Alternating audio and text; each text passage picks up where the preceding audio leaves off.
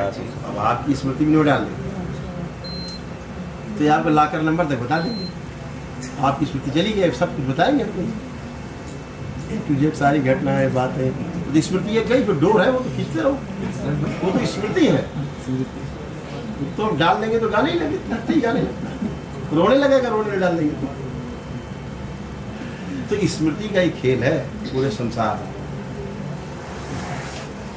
सारा खेल स्मृति में जो उजागर ही नहीं हुआ अभी तक कलयुग में। हम यहाँ देखते हैं ये आदमी कहते हैं लकवा है, हम देखते हैं क्या ये तो स्मृति है लकवे वाली है। जैसे आपके पापा हैं तो कैंसर डिटेक्ट है, अब हम लोग देखते हैं उन्हें कैंसर होना ही नहीं चाहिए था, उनके शरीर में ऐसा कुछ भी नहीं है जो कैंसर होता है।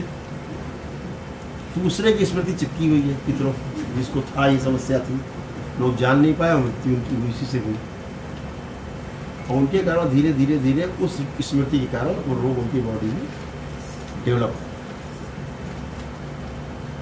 गुरुजी ये जो छोटे छोटे बेचारे बच्चे जो भुगतते हैं, जैसा कितने बच्चे आते हैं ऑटिज्म के अपने यहाँ, सबसे होते 5 साल के 2 साल के उनको कैंसर निकलता है। गुरुजी मतलब ये सेम वही खेल है। मैं इसी कहूँ सब स्मृति, और इसीलिए हमारे पूर्वजों ने व्यवस्था कर रखी थी कि पहले पितृ मुक्ति बहुत आवश्यक है। जो 16 संस्कार है वो सिर्फ इसीलिए है कि पितृ से की जो स्मृतियां हैं उनसे कैसे मुक्ति पाए।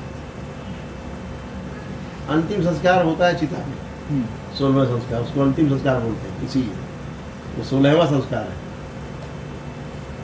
उसमें भी कपाल फोड़ना करना, सारी क्रिया की मोह जो है वो जीव से जो है टूट जाए, किसी तरह से मोह टूटे, जला देते हैं, वही जलाता तो सबसे प्रिय होता है, कहता है मुझे जला दे रहा है, पूरा सिस्टम बनाया हुआ, मोह टूट जाए किसी तरह से पितृ का।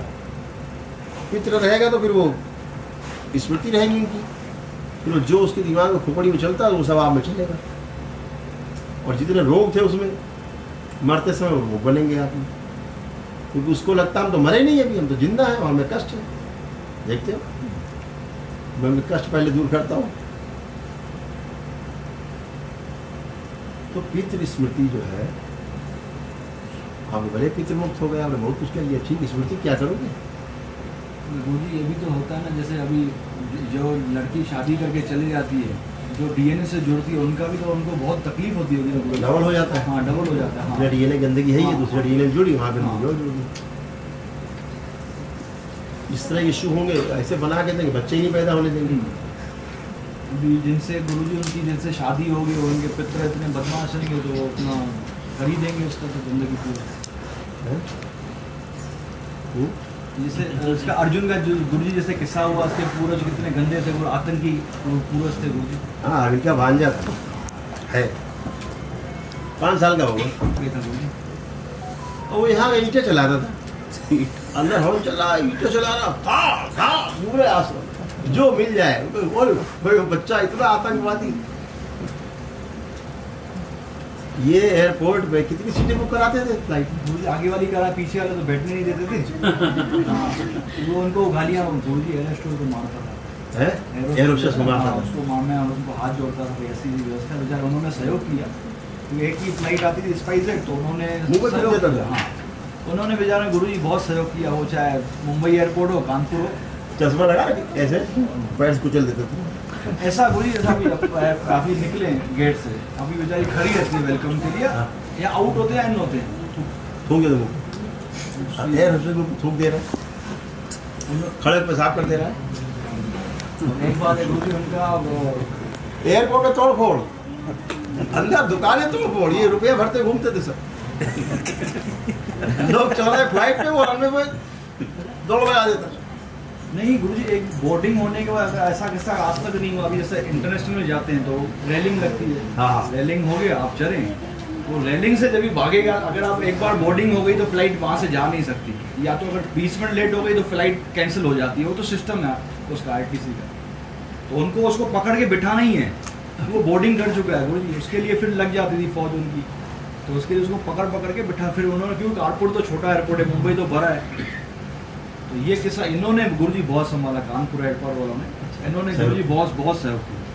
सब फिर भाई अर्जुन आ गया। हाँ, पूरा एयरपोर्ट लग के सब सीढ़ियों कर्मचारी। से ही, जैसा वो सीढ़ियाँ उतरते हैं वहाँ से ही पकड़, क्योंकि वो एक बार भागा था ना, फ्लाइट 12:30 बजे दिल्ली लगती है और अपना हमारी लैंड होती है मुंबई की, तो वो सामने रनवे पे खड़ी रहती है, तो वो पूरा अलर्ट हो गए थे। उसके बाद तो वो अनाउंस कर देते भाई अर्जुन आया है। हाँ, बड़ा फेमस था भाई अर्जुन। अब जब वो ठीक हो गया तो इसको क्या हो गया जब वो ठीक हो गया उसके बाद आता जाता है तो वही लोग देखते कहते हैं इसको हो क्या गया अर्जुन को। पहले बहुत अच्छा था। नहीं, जब भी गुरुजी ठीक हो गया था ना, जब भी वो वही जो दुकानदार तोड़-फोड़ वाले जो बोलता है पेस्ट्री वेस्ट्री लोग मामा खाते हैं जब तक, तो सब हैरान थे। वो तो जो बोर्डिंग वाले, पुलिस वाले, मोस्टली तो सब वही रहते हैं, स्टाफ तो 99 लोग, हाँ वही रहता है। ये शांत कैसे हो गया। तो ये कैसे हो गया। हाँ, अभी गुरुजी आया था पापा के साथ में, आपके साथ ही तो बैठा था, हिल ही नहीं रहा था, अपने बाप के साथ नहीं बैठा था। नहीं, बोलता नहीं। सही बात। आपको कहा गुरुजी आप तो हमेशा बोलते आते ही नहीं, इधर आते ही नहीं। आते ही नहीं है। अब वही बच्चा कितना श्रेष्ठ है, वही बच्चा। तो अब आप क्या करोगे, आप बेबस हैं।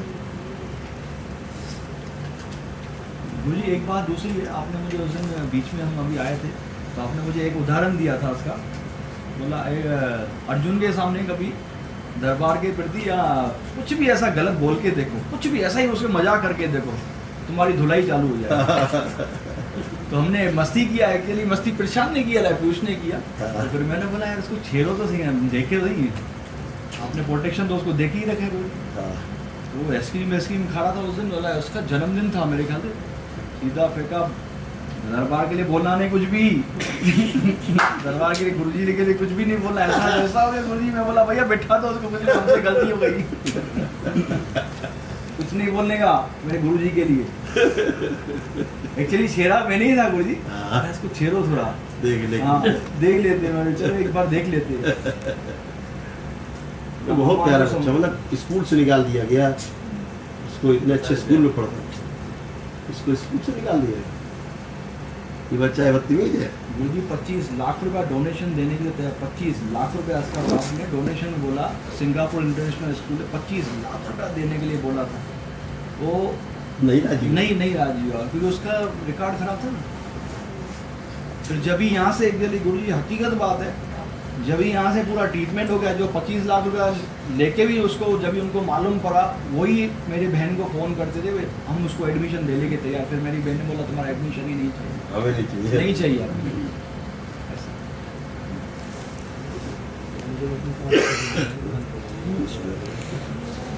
जिस For which they need to do the transaction. That जिसको needs to be जो calculated. चीज़ें अभी डिस्क्लोज नहीं हुई, अभी आदमी वो भूत प्रेत और बहुत ज़्यादा पितृ उसके आगे पहुंचा नहीं।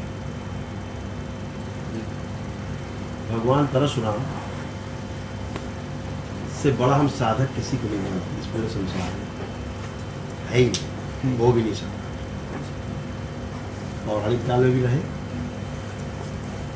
भगवान राम के समय में रहे, त्रेता में, द्वापर में भी रहे, श्री कृष्ण के समय भगवान श्री कृष्ण को सुदर्शन चक्र उन्होंने दिए।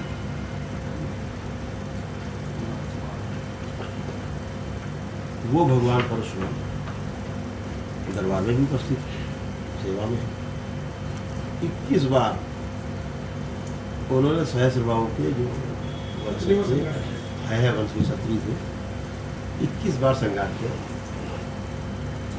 एक साधक चींटी नहीं मार सकता, और उन्होंने आदमी काटे और 21 बार काटे।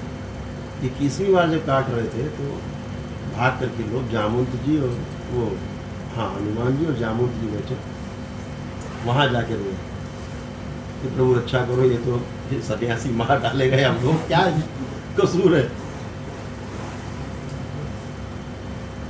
तो जामुन ने कहा हनुमान जी भाई हाँ ये बात तो सही है, ये तो अन्याय है, इनका क्या कसूर है, इनकी रक्षा करो। तो हनुमान जी चल दिए, वो कटाई कर रहे थे, तो हनुमान जी ने कहा भैया कटाई बंद करो, बाप हमसे बात करो। बोले जाओ, बहुत क्रोध में भी तुम्हें भी काट देंगे हम अंदर। तो क्या भाई काटोगे तो बाद में, पहले युद्ध हमसे करना पड़ेगा तुम्हें। बहरहाल लंबी कथा लंबी और युद्ध 5 दिन युद्ध चला। हनुमान जी ने, परशुराम जी ने 5 दिन में चला, वार्तालाप भी होता रहा। भाई सन्यासी आदमी, साधक हो, संत पूर्ण हो, ये कटाई काहे के लिए, ये कहाँ से? क्या कुछ नहीं, हमारे पिता के हत्यारे सब बोले, हत्यारे जो थे तो तभी काट दिए तुमने पहली बार में ही, ये 20 बार और क्यों? बोले सब उन्हीं के वंश के हैं, चूजे तक मारेंगे आप। तो एक बचेगा है वंशी, तब तक काटेंगे। बताते हो हमसे भी तो पहले हमसे बचना। 5 दिन युद्ध के बाद भी हनुमान जी ने मान ही नहीं रहा है। तो हनुमान जी तो रुद्र के होता है, और एक तरफ वो रुद्र के शिष्य परशुराम जी स्वयं। बहरहाल हनुमान जी ने बेहोश करके उन्हें पेड़ में बांध दिया, और फिर वो अंदर घुसे। ऐसा क्या है इस सन्यासी के अंदर जो, तो हनुमान जी ने देखा, उसमें देखिए रामानंद सागर ने बनाया है इसमें जी। तो उन्होंने देखा इसमें स्मृतियां पड़ी हुई हैं पितरों की। पितर तो मुक्त हो गए, अब जमदग्नि ऋषि उनके पिता थे जिनकी हत्या हुई, तो सब तो मुक्त हो गए, लेकिन ऋषि जमदग्नि की स्मृतियां पड़ी थी बदले की भावना की। कि जिंदा रह गया तो बताऊंगा, तो बदले की भावना, स्मृतियां रह गई तो परशुराम की चिपक गई, पितर गए स्मृति छोड़ गई। उस स्मृति की वजह से 21 बार उन्होंने हैवंश शत्रु को संगार किया। गुरुजी सेम प्रभाव है, जैसा स्थूल जैसा था मन वैसा ही सेम प्रभाव। अभी आप देखते हैं जिसमें हम जो स्मृति डाल देते तो वैसे करने लगता है। आप नहीं पागल डाल देते तो आदमी पागल हो जाता है, हंसने वाली स्मृति डाल देते हंसने लगता है आदमी, रोने डाल देते तो रोने लगता है, लकवा डाल देगा तो लकवा मार जाएगा। वो तो देखते ही सामने। गुरुजी अभी किडनी वाले भी बहुत आ रहे हैं, निगेटिव किडनी वाले तो बहुत किडनी वाले बहुत आ रहे हैं, ये 20-25 दिन में बहुत हैं। अब कितने लोग आते हैं, चल नहीं सकते, घुट रहे, काम ही नहीं कर रहे, देखते हैं हाँ कि मतलब खड़े भी नहीं सकते, बैठ भी नहीं सकते, चल भी नहीं सकते, 10 कदम 2 लोग पकड़ रहे हैं। और जैसे दरबार सदरी करता है, उठा बैठा गुरु दारा सिंह बन जाते तुरंत, बूढ़े लोग उठक बैठक करने लगते हैं और चलते हैं, फर्स्ट क्लास देते हैं, फर्स्ट क्लास कुछ नहीं। उनको भी हमेशा यमराज था, उनकी भी मृत्यु थी, लेकिन इनकी बेटी में दरबार के प्रति अगाध श्रद्धा थी। और आरटीओ साहब के पिताजी बाबा से उनका बहुत लगाव था, तो अक्सर क्या करते, जब वो ध्यान करने बैठते थे अपने मंदिर में, तो उनको पहले तो बाबा देखते थे, बाद में कहीं बड़ी बड़ी लाल लाल आँखें, जो मुझे जो क्रोध से बैठ के देख रहा है, मैं तो भाई ये कौन आ गया यार, जो महाराज वो यमराज होता था हमेशा। इनकी बेटी को स्वप्न दिया बाबा ने, चिंता मत करो, यमराज कुछ नहीं कर पाएगा तुम्हारे पिता को, समझ ना। और बाद में उसी मेरे सामने कह रहे थे बैठ के, हाँ। लाल लाल आंखों वाला, मैं तो यमराज है।